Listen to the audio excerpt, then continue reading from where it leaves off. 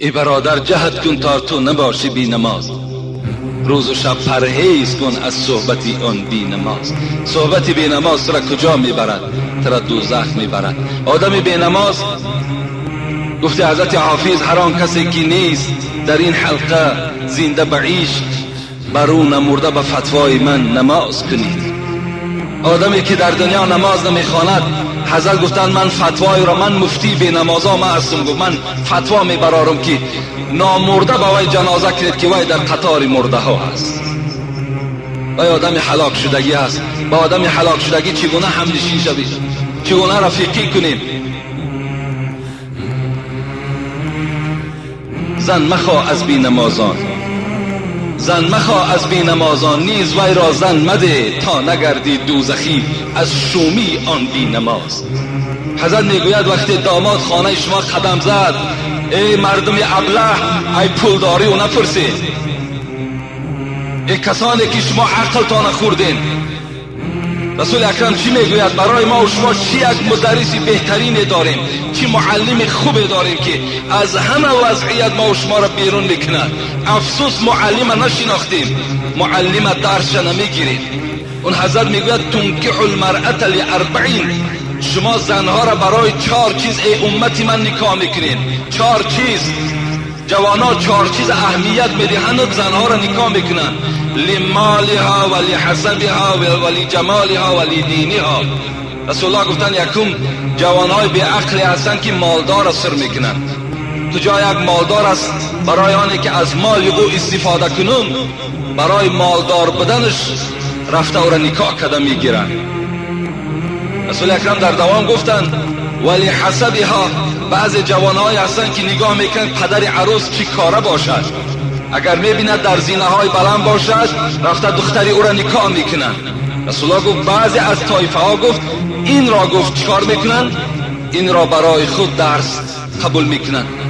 سوم طایفه ها لجمالها، بعض جوانهای هست که جمال میکابن، یعنی کجا یک دختری صاحب جمال است. ولی دینها، بعض جوانهای هست که دختری دیندار میکوند.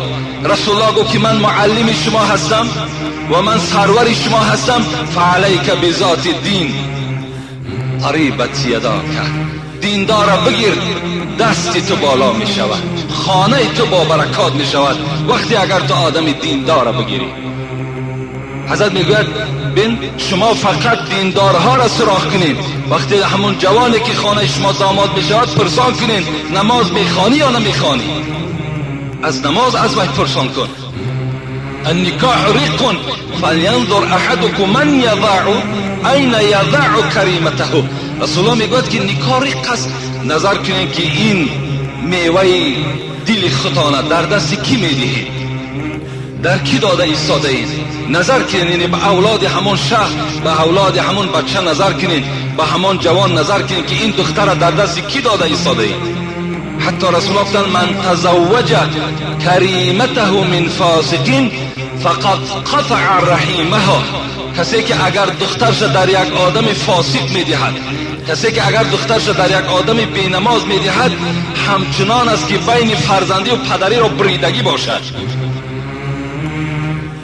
زن مخواه از بی نمازان، نیز بیواز زن نده تا نگردی دوزخی از شومی آن بی نماز. این است توصیه معلم ما و شما. این است خاص حضرت شاعر که من برای شما این گونه تحلیلش کنم. گنجینه در این عالم ویرانه نماز است. توحید بود باده و پیمانه نماز است. بی سجده به درگاه خدا راه نتوان یافت. گر کعبه روانی در آن خانه نماز است. گنجینه در این عالمی ویران نماز است. توحید بود باده و پیمان نماز است. گنجی در این عالمی ویران نماز است. توحید بود باده و پیمان نماز است. به سجده به درگاهی خدا ره نتوان برد. گر کعبه روانی در آن خانه نماز است. به سجده به درگاهی خدا ره نتوان برد. گر کعبه روانی در آن خانه نماز است. این بار عظیم است که بر کوه گران است. این نور درونی دل عشاق نهان است. غافل جز تعظیم خدای تو چی دانی؟ یک سجده آگاه بهای دو جهان است. گنجی در این عالمی ویران نماز است. توحید بود باده و پیمان نماز است. به سجده به درگاهی خدا ره نتوان برد. گر کعبه روانی در آن خانه نماز است.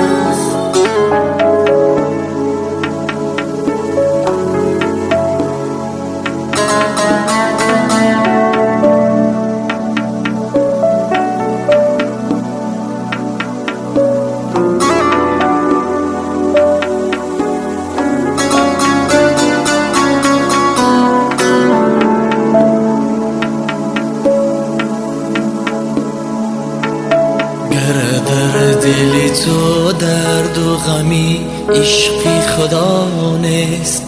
این صلوات و تسبیح تو جز بحر ریا نیست. گر عشق ز چشمی تو روان نیست، یقین است که اندر دل سنگین تو یک ذره صفا نیست. برخیز که این عمر تو چون باد روان است. بنگر که اجل در پی هر پیر و جوان است. با گریه مصفا بکن آینه دل را، تا کی همه دعوای تو از روی زبان است. برخیز که این عمر تو چون باد روان است. بنگر که اجل در پی هر پیر و جوان است. با گریه مصفا بکن آینه دل را، تا کی همه دعوای تو از روی زبان است. این بار عظیم است که بر کوه گران است. این نور درون دل عشاق نهان است. غافل جز تعظیم خدای تو چی دانی؟ یک سجده آگاه بهای دو جهان است.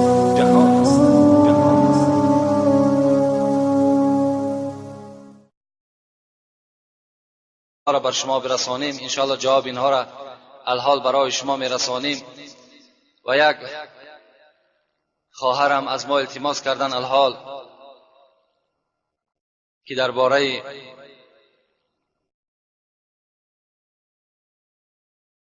حقوقهای شوهر و حقوقهای زن بر ما کمی حکایت میکردین، یا یک موضوع خاصه برای ما آماده میکردین. انشاءالله البته ما وعده کردیم که ما که به گوش مردم، به گوش این مردها این موضوع را البته رساندگی بدیم. لیکن الحمدلله که امروز در اطراف ما و شما که مادرها جمع میشوند، هیچ کدام شما در هیچ معرکه اگر شما را سوالم که کنند آیا زنها در مسجد رفته نماز جمعه میخوانند، هیچ کدام شما دو دیلگی و هیچ کدام شما یگان در دلتان یگان غم و اندوه را پیدا نکنین، بلکه هزارها بار شکر کنین. شکر کنین که امروز در مسجدهایی که در اطراف ما و شما هست، 6 یا 7 مسجد جامعی که در کلاب ما و شما فعالیت دارد که در داخل اونها زنها نماز میخوانند، امروز به خدا قسم این شرف است. هزارها بار شکر. علل خصوص من شکرانه میکنم که امروز زنهای ما و شما آمده صدای امر معروف و نهی از منکر میشنوند، در این موعظه های ما و شما اشتراک میکنند. البته آبادی خانه‌ام، آبادی جمعیتم، همش از چی است؟ از زنها عبارت هستند. زن بسیار یک اهمیت کلان در جامعه ما و شما اجرا میکنند. از این خاطر خوش به حال این الحال مادر خواهرهایی که آمدن در نماز جمعه اشتراک میکنند، برابر همین مردهایی که در گردنشان فرض است نماز جمعه خواندن، مثل همین ثواب میگیرند. لکن فقط و فقط از همه خواهرها التماس دارم که همان سطرهای اسلامی که برای نماز جمعه آماده میکنند میآیند، در کوچه هم همین ترک نسازند. برای در بعض سوالها از من آمده است بعضی خواهرها با سطر میان نماز جماعت میخوانند، نماز جماعت جمعه را میخوانند، لکن در کوچه وقتی که اگر میبرایند سطر اسلامی را ترک میکنند. وقتی سطر اسلامی که در کوچه که ترک شد، این نماز و این عبادت های خیری که این خواهر میکند همش حبطه و باطله میشوند. این نماز، این سطر فقط برای نماز نیست. وقتی که انسان از خانه بیرون شد، یعنی در داخل خانه میتونی که تو یعنی بی سطر نزد خسرت است، خوشتامنت است، نزد ایورت است، نزد شوهرت است، نزد فرزندت است، میتونی ترک سطر کنی. لکن در کوچه و در مسجد برای زنها رخصت نیست که ترک سطر کنند.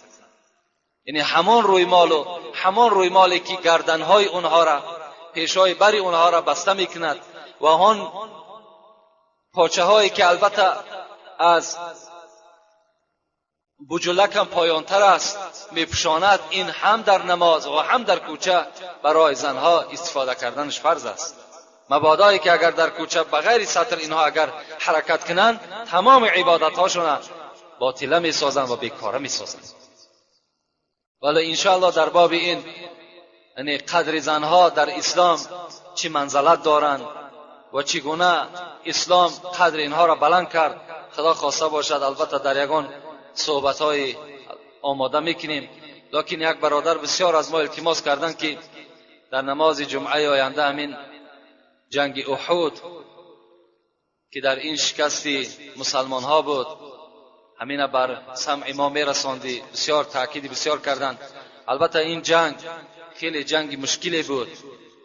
در این جنگ بعد جنگ بدر هست که در جنگ بدر مسلمان ها خیلی یک ظفر کلان یافتند و بسیار یک غنیمتی گرفتند که عدد اونها به 313 نفر می رسید که 70 اشتر داشتند میگد و 2 اسب داشتند و همگی 8 شمشیر داشتند.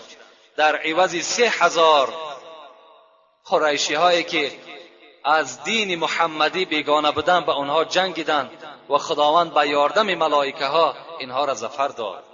بعد این جنگ بدر، این جنگ احد چی شد؟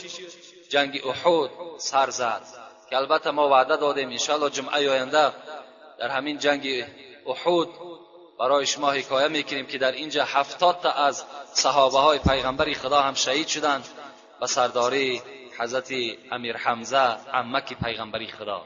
انشاءالله این حکایت جمعه آینده خدا خواسته باشد و سمع شما البته میرسونیم. الحال یک چند سوال هاست، همین سوال ها را جواب بگیم. السلام علیکم دامنای محترم، یک پسرم در تحصیل علم می باشد، در حقش دعا کنید. خدای مهربان جمیع آن فرزندهایی که از جانب ما و شما بیرون از خاندان هستند و در سفرهای تحصیل علم هستند یا برای زندگی بیرون از خاندان شدند، خدای صحت و سلامت برده و صحت و سلامت برگشته به خاندان آمدن خدای موفق شما سازد. آمین و رب العالمین.